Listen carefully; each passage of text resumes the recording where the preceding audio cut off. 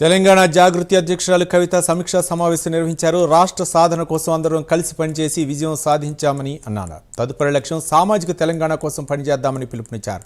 ఆత్మగౌరవంతో కూడిన తెలంగాణ కోసం పనిచేద్దామన్నారు. పునరేకీకరణ కోసం కలిసి పోరాటం చేయాలని, రాష్ట్రంలో పేదల వైపు ఉండి పోరాడదామని కవిత పిలుపునిచ్చారు.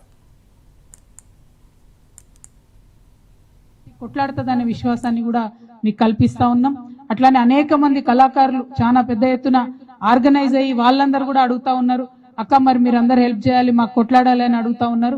తప్పకుండా వారి పక్షాన్ని నిలుస్తామని చెప్తున్నాం. అందరికన్నా ముఖ్యమైనది ఏంటంటే తెలంగాణలో ఉన్నటువంటి పేదల పక్షాన నిలబడ్డమే జాగృతి యొక్క లక్ష్యం.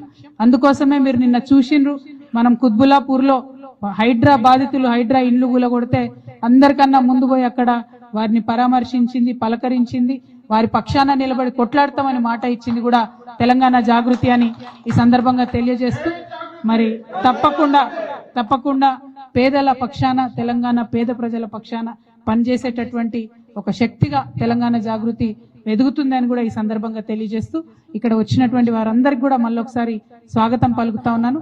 Thank you. జై తెలంగాణ, జై తెలంగాణ. తెలంగాణ జాగృతి కొట్లాడుతుందని